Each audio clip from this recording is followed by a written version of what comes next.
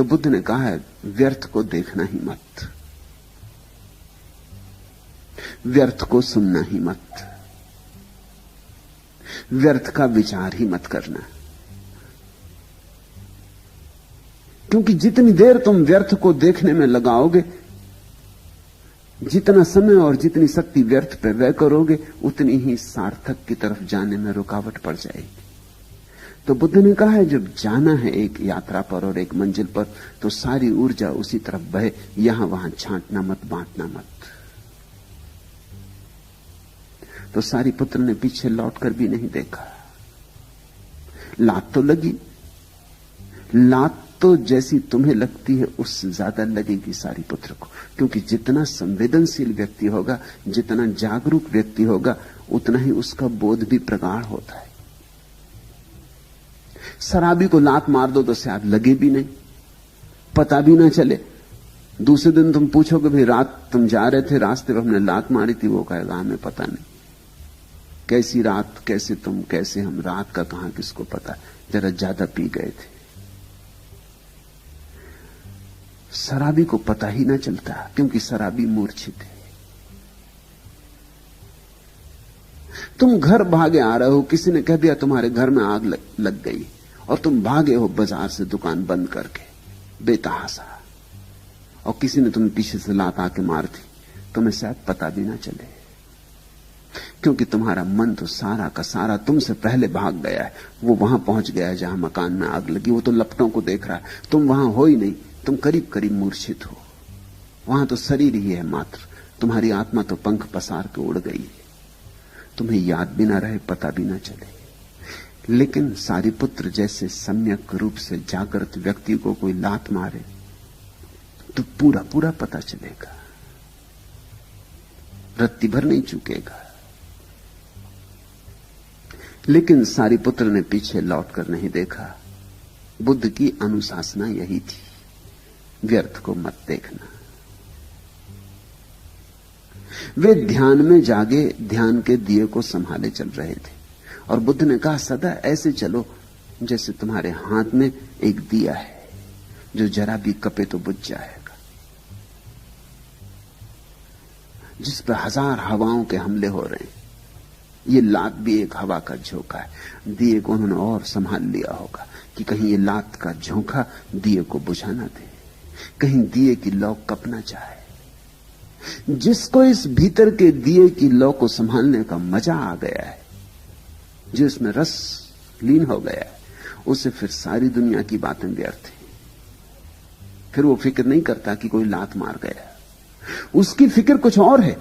वो भीतर की संपदा को संभालता है कि कहीं इस लात मारने से उद्विग्न ना हो जाऊं, कहीं क्रोध ना आ जाए, कहीं उत्तेजना में कुछ कर न बैठूं, क्योंकि कुछ भी कर लोगे उत्तेजना में, दिए से हाथ छूट जाएगा, दिया चूक जाएगा, और जिसको वर्षों में संभाला है वो क्षण में खोया जा सकता है। जब आदमी पहाड़ की ऊंचाइयों पर चढ़ता है तो जैसे जैसे ऊंचाई बढ़ने लगती है वैसे वैसे संभलने लगता है, क्योंकि अब गिरने में बहुत खतरा है। ध्यान रखना, सपाट जमीन पर चलने वाला आदमी गिर सकता है, कोई बड़ी अड़चन नहीं, खरोंच मरोंच लगेगी थोड़ी, मलम पट्टी कर लेगा, ठीक हो जाएगी। लेकिन जैसे जैसे पहाड़ की ऊंचाई पर पहुंचने लगता है, अब तुम गौरी शंकर के शिखर पर इस तरह नहीं चल सकते जैसे तुम पूना की सड़क पर चलते हो। तुम्हें एक एक श्वास संभाल के लेनी पड़ेगी और एक एक पैर जमा के चलना होगा, क्योंकि वहां से गिरे तो गए, वहां से गिरे तो फिर सदा को गए, खरोंच नहीं लगेगी, सब समाप्ति हो जाएगा।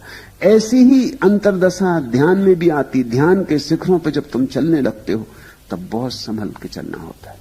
सारीपुत्र उन ध्यान के शिखरों पर है जहां से गिरा हुआ आदमी बुरी तरह भटक जाता है जन्मों जन्मों के लिए। अब कोई लात मार गया, इसमें कुछ मूल्य नहीं, इसका कोई अर्थ ही नहीं। ऐसी घड़ी में उद्विग्न नहीं हुआ जा सकता। तुम जल्दी से उद्विग्न हो जाते हो क्योंकि तुम्हारे पास खोने को कुछ नहीं। याद रखना, तुम इसलिए उद्विग्न हो जाते हो, तुम्हारे पास खोने को कुछ नहीं। उद्विग्न होने में तुम्हारा कुछ हर्जा नहीं, खरोंच लगेगी थोड़ी बहुत, ठीक है, लेकिन सारीपुत्र के लिए महंगा सौदा है। खरोंच नहीं लगेगी, सब खो जाएगा, जन्मों जन्मों की संपदा खो जाएगी, हाथ आते आते खजाना खो जाएगा। वे ध्यान में जागे ध्यान के दिए को संभाले चल रहे थे तो वैसे ही चलते रहे। उल्टे मन ही मन वे प्रसन्न भी हुए, क्योंकि साधारणतः ऐसी स्थिति में मन डमाडोल हो उठे, यह स्वाभाविक है। और देखा कि मन डमाडोल नहीं हुआ है, लात लगी और नहीं लगी, चोट पड़ी और चोट नहीं हुई, हवा का झोंका आया और गुजर गया, अकंप थी ज्योति अकंप ही रही। प्रमुदित हो गए होंगे, प्रफुल्लित हो गए होंगे, हृदय कमल खुल गया होगा, कहा होगा अहोभाग्य। स्वाभाविक था वो नहीं हुआ। जिस दिन स्वाभाविक जिसको हम कहते हैं वो ना हो, उस दिन परम स्वभाव के द्वार खुलते। दो तरह की स्थितियां हैं, एक जिसको प्राकृतिक कहें, किसी को चोट की, लौट के देखेगा नाराज होगा, और किसी को चोट की और लौट के बिना देखा नाराज भी ना हुआ, जैसा था वैसा रहा, जरा भी कंपन ना आया, लहर ना उठी। ये दूसरी प्रकृति में प्रवेश हो गया। एक प्रकृति है देह की, एक प्रकृति है आत्मा की। देह की प्रकृति में पहली बात घटेगी, आत्मा की प्रकृति में जो उतरने लगा दूसरी बात घटेगी। तो प्रसन्न भी हुए। अब ये बात उल्टी हो गई और यहीं से बुद्धत्व की शुरुआत है। दुखी तो नहीं हुए, नाराज तो नहीं हुए, बड़े राजी हुए, बड़े प्रसन्न हुए कि ये तो अद्भुत हुआ। मन नहीं डोला था और ध्यान की ज्योत और भी थिर हो उठी थी। जितनी बड़ी चुनौती हो उतनी ध्यान की ज्योति थिर होती। चूके तो बुरी तरह गिरोगे, नहीं चूके तो अद्भुत रूप से संभल जाओगे। दोनों संभावनाएं। पहाड़ से गिरे तो गए और पहाड़ पर थोड़े और संभले तो शिखर तुम्हारा हुआ कि तुम शिखर हुए। उनके भीतर इस भांति लात मारने वाले के लिए आभार के अतिरिक्त और कुछ भी नहीं था। वे भीतर ही भीतर कह रहे होंगे, धन्य है ब्राह्मण, तूने भला किया, तूने एक अवसर दिया। मुझे पता ही नहीं था कि ज्योति इतनी भी थिर हो सकती। तूने चुनौती दी, तू हवा का झोंका क्या लाया, मेरी परीक्षा ले ली। मैं तेरा अनुग्रहित हूं। इस घटना ने अंधे ब्राह्मण को तो जैसे आंखें दे दी। ये लौट के ना देखना, ये उसी मस्ती से चलते जाना जैसे चल रहे थे, जैसे कुछ हुआ ही नहीं। लात तो पीछे से मारी थी, दौड़ के आगे आया और चरणों में गिर पड़ा। ख्याल रखना, निंदा पीछे से की जाती, केवल प्रशंसा करते समय ही तुम सामने खड़े हो सकते हो। लात पीछे से मारी जा सकती है, लेकिन चरण पीछे से नहीं छुए जाते, कभी नहीं छुए जाते। चरण सामने से छूने होते। जो झुक सकता है वही ऐसे पुरुषों के सामने आ सकता है, सारिपुत्र जैसे। और ये बड़ी अद्भुत बात लगती है कि ये आदमी ऐसा मिथ्या दृष्टि, ऐसा क्रोधी, ऐसा दुष्ट प्रकृति का, अकारण लात मारी, ये इतनी जल्दी बदल गया।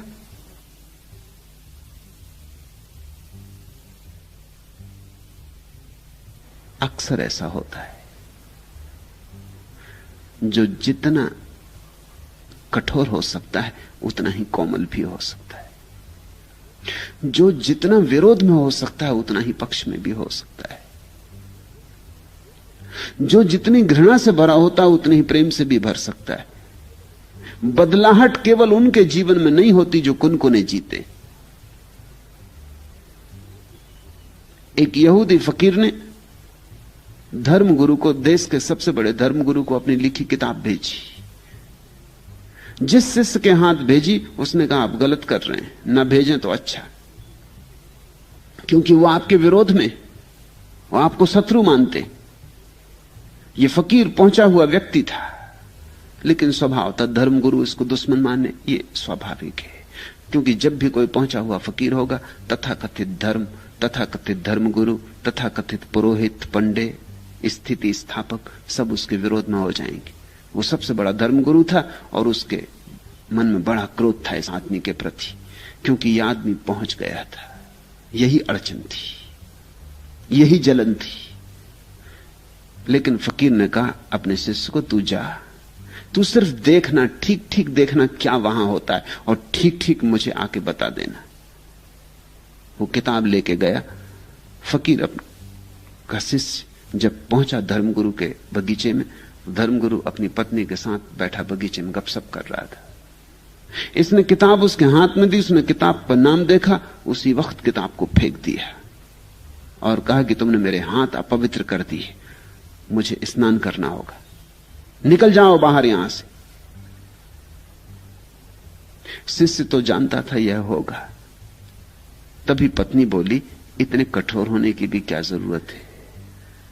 तुम्हारे पास इतनी किताबें हैं तुम्हारे पुस्तकालय में, इसको भी रख देते किसी कोने में, न पढ़ना था न पढ़ते, लेकिन इतना कठोर होने की क्या जरूरत है? और फिर अगर फेंकना ही था तो इस आदमी को चले जाने देते, फिर फेंक देते। इसी के सामने इतना अशिष्ट व्यवहार करने की क्या जरूरत है? शिष्य ने यह सब सुना, अपने गुरु को आके कहा कि पत्नी बड़ी भली। उसने कहा किताब को पुस्तकालय में रख देते, हजारों पुस्तकें हैं, ये भी पड़ी रहती। उसने कहा अगर फेंकना ही था तो जब ये आदमी चला जाता तब फेंक देते। इसी के सामने ये दुर्व्यवहार करने की क्या जरूरत थी? लेकिन धर्मगुरु बड़ा दुष्ट आदमी, उसने किताब को ऐसे फेंका जैसे जहर हो, जैसे मैंने सांप बिच्छू उसके हाथ में दे दिया हो। तुम्हें पता है उस यहूदी फकीर ने क्या कहा? उसने अपने शिष्य को कहा, तुझे कुछ पता नहीं, धर्मगुरु आज नहीं कल मेरे पक्ष में हो सकता है, लेकिन उसकी पत्नी कभी नहीं होगी। ये बड़ी मनोवैज्ञानिक दृष्टि है। पत्नी व्यवहारिक है, न प्रेम न घृणा, एक तरह की उपेक्षा है कि ठीक पड़ी रहती किताब, या फेंकना था बाद में फेंक देते। उपेक्षा है, न पक्ष है न विपक्ष है। जो विपक्ष में ही नहीं वो पक्ष में कभी ना हो सकेगा। उस यहूदी फकीर ने ठीक कहा कि पत्नी पर मेरा कोई बस नहीं चल सकेगा। ये धर्मगुरु तो आज नहीं कल मेरे पक्ष में होगा, और यही हुआ। जैसे ही शिष्य चला गया वो धर्मगुरु थोड़ा शांत हुआ, फिर उसे भी लगा कि उसने दुर्व्यवहार किया। आखिर फकीर अपनी किताब भेजा था इतने सम्मान से, तो ये मेरे तरफ से अच्छा नहीं हुआ। उठा, किताब को झाड़ा पहुंचा। अब पश्चाताप के कारण किताब को पढ़ा कि अब ठीक है, जो हो गई भूल हो गई, लेकिन देखूं भी तो इसमें क्या लिखा। पढ़ा तो बदला, पढ़ा तो देखा ये तो परम सत्य है इस किताब में। वही सत्य जो सदा से कहे गए, एस धम्मो सनातनो, वही सनातन धर्म, सदा से कहा गया धर्म इसमें। अभी किताब फेंकी थी, घड़ी भर बाद झुक के उस किताब को नमस्कार भी किया। उस यहूदी फकीर ने ठीक ही कहा कि धर्मगुरु पर तो अपना बस चलेगा कभी ना कभी, लेकिन उसकी पत्नी पर अपना कोई बस नहीं। उसकी पत्नी को हम ना बदल सकेंगे। इसलिए अक्सर ऐसा हो जाता। मनोविज्ञान की बड़ी जटिल राहें। इस घटना ने अंधे को आंखें दे दी। वह सारीपुत्र के चरणों में गिर पड़ा और प्रार्थना की कि मेरे घर चलें, भोजन करें, मेरा स्वागत सत्कार स्वीकार करें। उसकी आंखें पश्चाताप के आंसुओं से भरी थी, और वे आंसू उसके सारे कलमश को बहाकर उसकी आत्मा को निर्मल कर रहे थे। आंखें आंसुओं से भर जाएं तो और इससे बड़ी निर्मल करने वाली कोई विधि नहीं है। पश्चाताप उमड़ आए तो सब पाप धुल जाते। पश्चाताप सघन हो जाए तो तुम्हारे भीतर जो भी कूड़ा करकट है पश्चाताप की सघन अग्नि में जल जाता है। इसलिए जीसस ने तो पश्चाताप को, रिपेंटेंस को, धर्म की सबसे बड़ी कीमिया कहा है। बाइबल में जगह जगह वो दोहराते, रिपेंट, पश्चाताप करो, डूबो पश्चाताप में। जितने डूब जाओगे पश्चाताप में, उतने ही ताजे होकर निकलोगे। पश्चाताप में स्नान हो जाता है, पश्चाताप में पाप विसर्जित हो जाते हैं। गंगा में नहाने से शायद न हो, लेकिन पश्चाताप में नहाने से निश्चित हो जाते।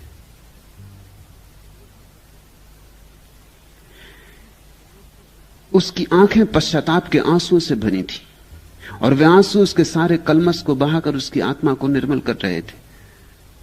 इस तरह सारीपुत्र के निमित्त उस पर पहली बार बुद्ध की किरण पड़ी।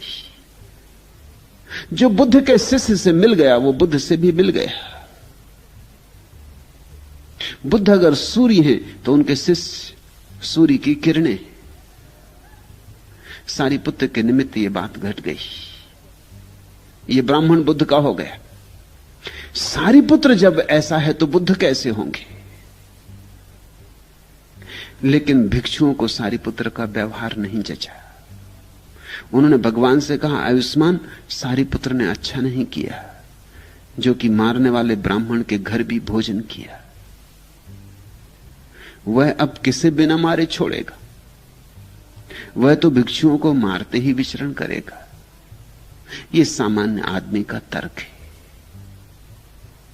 इस तर्क के पार जाना जरूरी है। शास्त्रा ने भिक्षुओं से कहा, भिक्षुओं, ब्राह्मण को मारने वाला ब्राह्मण नहीं हो सकता। पहली बात, ग्रस्त ब्राह्मण द्वारा श्रमण ब्राह्मण मारा गया होगा, झूठे ब्राह्मण द्वारा सच्चा ब्राह्मण मारा गया होगा। लेकिन जो मारता है अकारण, बिना कुछ वजह के, वो ब्राह्मण नहीं हो सकता। और सारीपुत्र ने वही किया जो ब्राह्मण के योग्य है। फिर तुम्हें पता भी नहीं कि सारीपुत्र के ध्यानपूर्ण व्यवहार ने एक